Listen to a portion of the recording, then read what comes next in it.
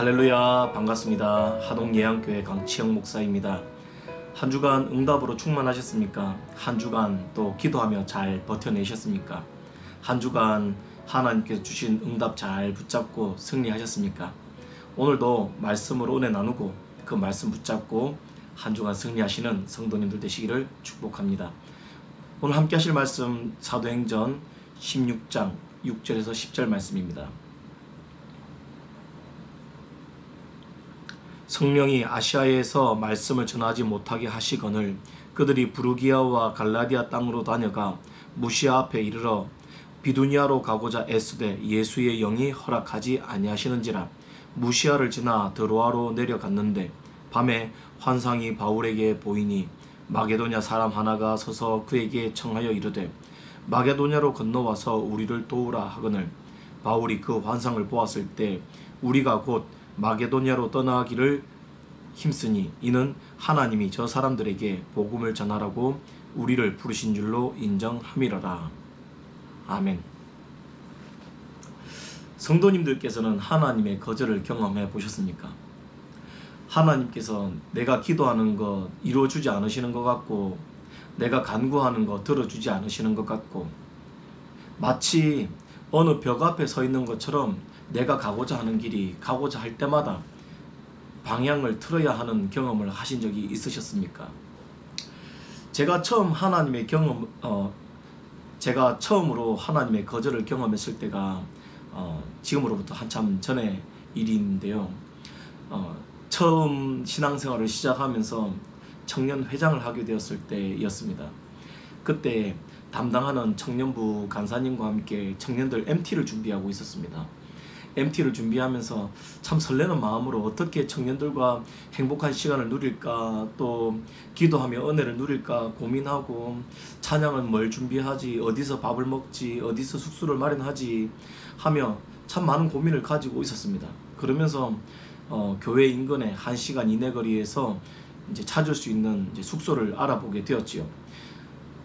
이곳을 선택하면은 하나의 조건이 또 안 맞고 저곳을 선택하면 또 돈이 안 맞고 또 괜찮은 숙소를 찾게 되면은 거기는 또 금액적인 부분이 또 안 맞기도 하고 시간이 안 맞기도 하고 거리가 너무 멀기도 하고 뭐 어떻게 해서든지 뭔가 계속해서 그 숙소를 잡으려고만 하면 안 되는 조건들이 계속 나타나는 겁니다.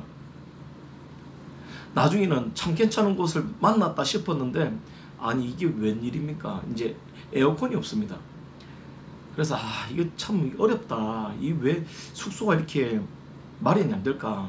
사실 그 교회 주변으로 수많은 펜션들도 있었고 민박집도 있었습니다. 그럼에도 불구하고 찾으려고 하면 안 보이고 또 그날짜에 맞춰서 예약이 다 차버렸던지 희한하게 제 눈에는 안 나타나는 겁니다.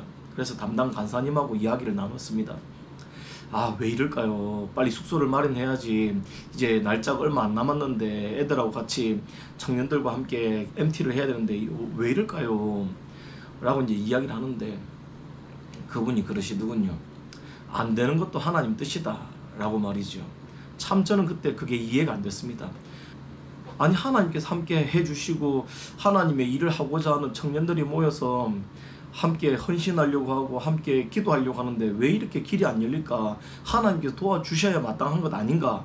라고 툴툴거리고 있었죠. 툴툴거리다가 아니 3일 전이 되도록 숙소가 안 잡히는 겁니다. 안 나타나는 겁니다. 그래서 막 입에서 제 불평이 막 한가득 나왔죠. 야 이거 어떻게 해야 되나 저렇게 해야 되나 어디 가서 그냥 돈 비싸더라도 저기로 갈까 아니면은 에어컨이 없는 곳으로 갈까 조금 가까워도 이런 곳으로 갈까 고민하고 있는데 MT를 딱 이틀인가 앞두고 그 리더 중에 한 명의 청년 어머니께서 소천하시게 됩니다. 그 어머니가 소천하시고 나니 MT가 문제겠습니까? 당장 사랑하는 청년의 어머니께서 이 세상을 떠나시게 되니 청년들의 온 마음을 쏟아서 그 장례를 치러야 했지요. 어떻게 치렀는지도 모르겠습니다. 그 시간이 다 지나고 나서 발인 예배도 드리고 이제 교회 와서 이제 함께 예배를 드리게 되었습니다. 모이게 되었죠. 그리고서 고백하게 되었습니다. 안 간 게 은혜였습니다. 라고 말이죠. 참 사람의 마음으로는, 사람의 생각으로는 이해가 안 되는 거절들이 참 많습니다. 아, 하나님, 제가 하나님을 위해서 이렇게 열심을 가지고 이렇게 계획을 가지고 나아가려고 하는데 왜 이 일이 형통하지 못하고 앞이 막힐까요? 하나님, 하나님, 왜 이런 어려움들을 겪게 될까요? 하나님, 도대체 왜 하나님을 향한 저의 열심을 알아봐 주지 않습니까? 하나님, 도와주셔야 되는 것 아닙니까? 하나님, 천군 천사를 못 보내주시더라도 사람이라도 보내주셔서 하나님의 일을 위해 열심을 내는 저의 이 계획에 주님께서 도와주셔야 되는 것 아닙니까? 라고 제가 징징대던 때가 참 많았습니다. 이해가 안 됐으니까요. 도대체가 하나님이 하시고자 하는 일들이 이해가 안 됐었습니다. 오늘 본문 잠깐 좀 먼저 살펴보고 이 이야기를 좀 이어가야 할 것 같습니다. 오늘 본문에 바울이 2차 전도 여행을 떠나게 되었습니다. 2차 전도 여행 그 길 중에 나타난 사건입니다. 2차 전도 여행을 하려고 보니 바나바와 함께 다시 또 새로운 전도 여행을 하기 위해서 어떻게 팀을 꾸릴까, 어떻게 전도 우리가 이 여행지를 선정할까 막 고민하고 있는데, 아니, 바나바가 갑자기 마가 요한을 데리고 가자는 겁니다. 그런데 바나바는 생각하기에 마가 요한은 중간에 도망친 사람이거든요. 그래서 그 깡다구도 없고 별로 잘 못 견디는 것 같다, 또 힘든 일 발생하면은 또 도망갈 거 아니냐라고 마음속으로 생각했을 것 같습니다. 그래서 둘이서 대판 싸웁니다. 데려가야 된다, 데려가지 말자 라고 하다가 결국은 바나바는 바나바대로 전도 여행을 시작하게 되고, 바울은 바울대로 전도 여행을 가게 됩니다. 바나바의 여정이 어디를 향했는지는 잘 모르겠습니다만 짐작컨대 첫 번째 갔던 그 전도여행, 1차 전도 여행의 여정이 아니었을까라고 추측은 해봅니다. 그리고 바울은 또 바울대로 이제 이 전도 여행의 경로를 짰을 테지요. 그리고 그가 가고자 하는 목적지가 있습니다. 어디일까요? 6절이죠. 성령이 아시아에서 말씀을 전하지 못하게 하시거늘 그들이 부르기아와 갈라디아 땅으로 다녀가 무시아 앞에 이르러 비두니아로 가고자 애쓰되 예수의 영이 허락하지 아니하시는지라. 아멘. 이 여정, 이 지명들로 보건대 바울이 가고 싶었던 장소는 에베소였던 걸로 추측이 됩니다. 나중에 3차 전도 여행 때 보면 에베소를 들르게 되고 거기서 또 하나님의 복음을 담대하게 전하게 되지요. 왜 에베소로 가고 싶었을까를 이제 살피다 보니 바울이 전도를 하려고 했던 핵심 지역들을 살펴보면서 알게 되었습니다. 바울은 전략적으로 전도를 합니다. 무슨 말인가 하면 여기서 무작정 교회를 세우는 것이 아니라 교회를 세웠을 때 거기서 복음을 믿게 된 수많은 성도들이 각자 지역에 다시 돌아가서 복음을 전하고 거기서 제자를 삼고 거기서 교회를 세울 수 있도록 하기 위해서 전략적인 요충지를 찾아갑니다. 고린도 교회가 그런 예 중에 하나이고 에베소 교회도 마찬가지고 로마에 세운 로마 교회도 마찬가지입니다. 무슨 말인가 하면 무역의 중심지, 수많은 사람들이 왕래를 하고 다양한 문화들이 공존을 하고 다양한 민족들이 와서 이제 거류하면서 있는 그곳에 복음을 전하기를 원했던 것이죠. 거기서 복음을 전하게 되면 거기서 예수를 믿게 된 수많은 사람들이 예수를 믿고 변화된 삶을 가지고서 자신들의 고향, 자신들의 나라로 가서 복음을 전할 수 있게 될 거다라고 예상을 하고 이제 준비를 한 것이었겠죠. 그래서 바울은 에베소에 가기를 원합니다. 그래서 그가 오늘 말씀 속에 보듯이 자기가 가고자 했던 길, 부르기아와 갈라디아 땅으로 다녀가서 무시아 앞에 이르러서 비두니아로 해서 이제 에베소로 내려가려고 합니다. 그런데 그 길이 막히니까 어쩔 수 없이 밀려서 올라가게 되는 거죠. 어떤 방법으로 막혔는지는 잘 나타나 있지 않습니다. 다만 막혔다는 겁니다. 자신의 길, 자신의 계획이 막혔다는 거예요. 에베소로 가고자 하는 그의 계획이 막혔다는 거예요. 나중에 물론 고린도로 돌아서 에베소로 가게 됩니다. 하지만 그의 방법과 그의 계획대로가 아니라 하나님께서 막으셔서 그 먼 길을 돌아서 다시 에베소로 돌아오게 되었다라고 볼 수 있습니다. 에베소로 가는 길이 다 막혔습니다. 막히고 나니 8절 9절을 보면 될 것 같습니다. 무시아를 지나 드로아로 내려갔는데 밤에 환상이 바울에게 보이니 마게도냐 사람 하나가 서서 그에게 청하여 이르되 마게도냐로 건너와서 우리를 도우라 하거늘. 아멘. 드로아까지 이르렀으니 드로아는 에베소로 가는 길과 반대 방향에 있습니다. 그러니 바울이 마음에 얼마나 부대끼겠습니까? 나는 지금 저 아시아로 가야 되는데, 하나님의 복음을 전하기 위해서 저기로 가야 되는데 도대체 왜 자꾸 이 복음의 길이 막힐까? 하나님을 향한 열심의 이 길이 막힐까? 하나님의 복음, 정말 죽어가는 저 사람들을 살리기 위한 이 복음을 전하려고 하는 내 열정이 왜 막힐까? 라고 수없이 고민하지 않았겠습니까? 그런데 그날 밤에 하나님의 사자가 누구에게요? 바울에게 환상을 통해서 말씀하십니다. 마게도냐 사람 하나가 서서 거기서 건너와서 도우라 라는 사인을 바울에게 보여주죠. 그리고 바울은 이것을 알아챕니다. 아하, 이건 하나님께서 나로 하여금 마게도냐로 건너가서 거기서 복음을 전하라는 신호이구나 라고 깨닫게 되는 것이죠. 하나님은 지금 바울에게 거절하신 겁니다. 무엇을 거절하셨습니까? 바울이 가지고 있는 계획을 거절하신 거죠. 바울이 하나님을 향한 열심, 하나님의 복음을 전하고자 하는 열심을 자기 나름대로 자신의 열정과 자신의 계획을 가지고 자신의 방법으로 이렇게 계획을 성립했단 말이죠. 그런데 그 계획을 거절하시고서 하나님의 계획이 이렇다라고 보여주시게 되는 거예요. 잠언 16장 9절에 잘 나타나 있습니다. 사람이 마음으로 자기의 길을 계획할지라도 그의 걸음을 인도하시는 이는 여호와시니라. 아멘. 내가 아무리 하나님을 향한 열심을 가지고 주님께 기쁨이 될 만한 일을 계획했다 할지라도 그 길을 인도하시는 분이 누구시라고요? 하나님이시다, 이 말이죠. 우리는 우리의 삶의 목자로서 하나님을 인정합니다. 여호와는 나의 목자시니 라고 시작되는 이 시편 23편의 선한 목자의 이미지를 우리는 가지고 있지요. 그런데 흔히 우리가 기도하고 하나님을 향한 열심을 가지고 앞으로 나아갈 때 하나님께서 그 길을 막으실 수도 있고 전혀 다른 길로 인도하실 수도 있다는 사실을 종종 간과합니다. 그러다 보면 어떤 부작용이 남느냐면 나의 길을 막는 사람을 대적으로 생각하고 내 길을, 내가 계획한 길을 협력해 주는 사람을 선한 사람으로 양분하게 되는 거죠. 내가 가려고 하는 길, 내가 하나님을 향해서 가지고 있는 열심을 이루는데 돕는 사람이 선한 사람, 내가 가려고 하는 길, 내가 하나님을 향한 열심을 가지고 있는데 그 열심을 이루는데 방해하는 사람을 나쁜 사람. 그리고 하나님께서 내가 하나님을 향한 계획을 이루고자 하는 걸 도와주시면 하나님의 선한 손길, 그걸 막아서는 것은 마귀의 방해라고 이분법적으로 양분해버리게 되죠.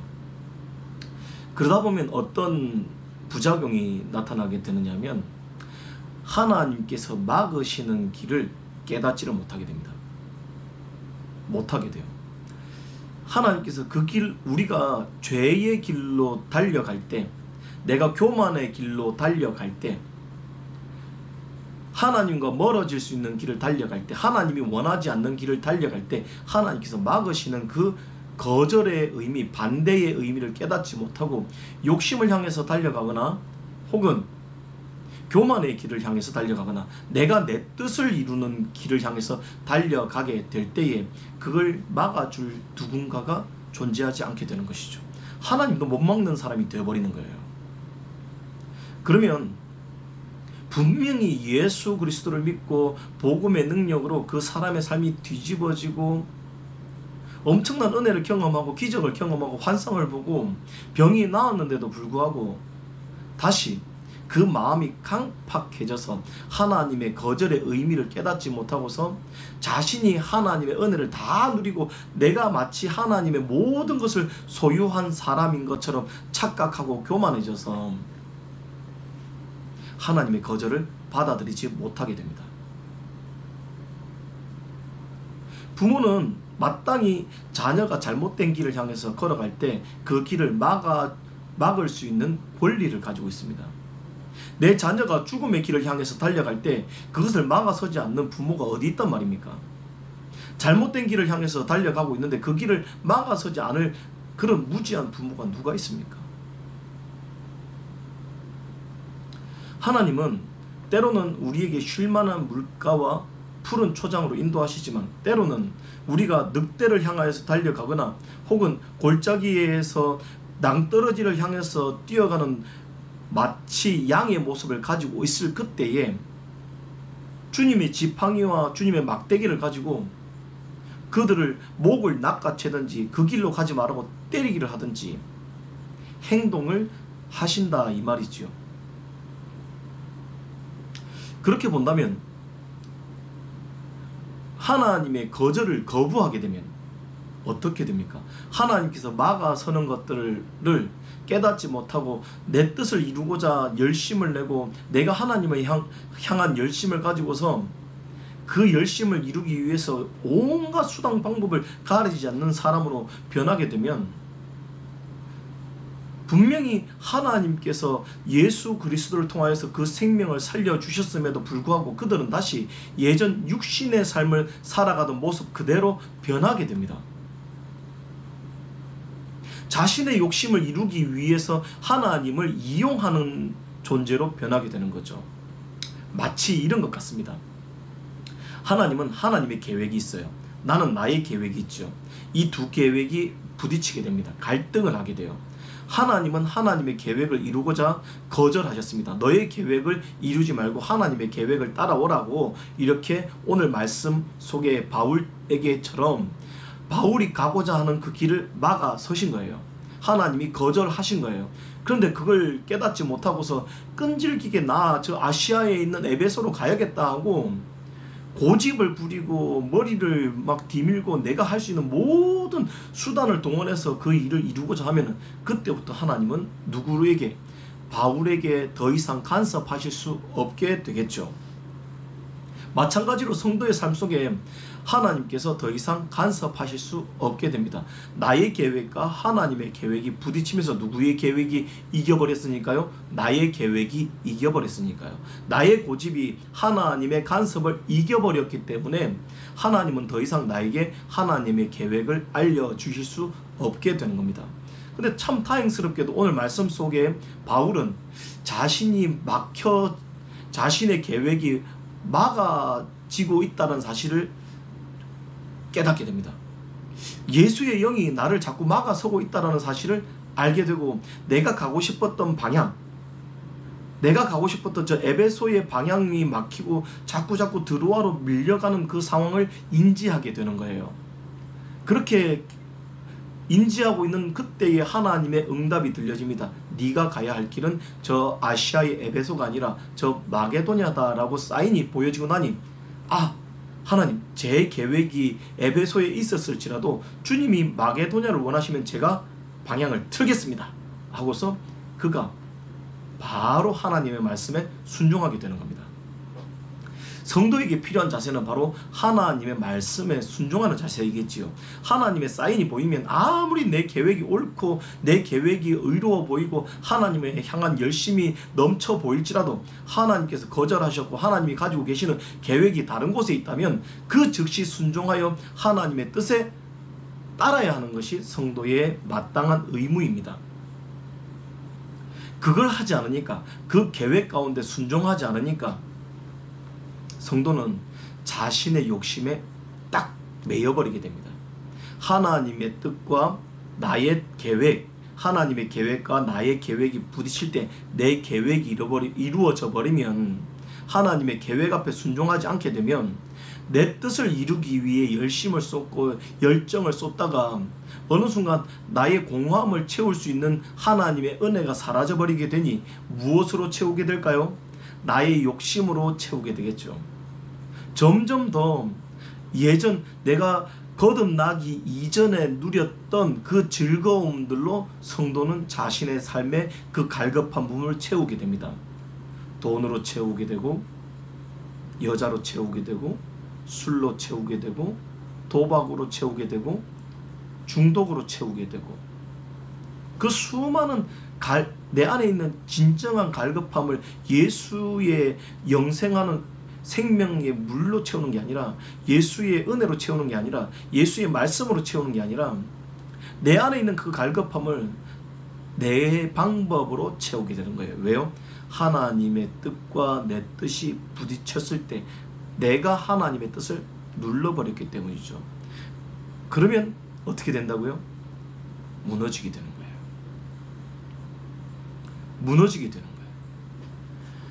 사랑하는 성도 여러분, 많은 사람들이 하나님을 쫓아갑니다. 하나님을 향한 열정을 가지고 있지요. 그래서 하나님께서 주시는 은혜를 붙잡고서 막 이 교회를 세워볼까, 저 교회를 세워볼까, 아니면 저 해외 지역에다 교회를 세울까, 저 선교사님을 도울까, 저 배고픈 사람을 도울까, 막 마음에서 엄청난 열심들이 일어나게 될 거라고 저는 생각합니다. 마땅히 하나님을 향한 열정, 하나님께서 주신 은혜를 갚고자 하는 그 마음이 내 안에서 막 무럭무럭 자라니까 얼마나 더 많은 일들을 하고 싶겠습니까? 하지만 기억하셔야 됩니다.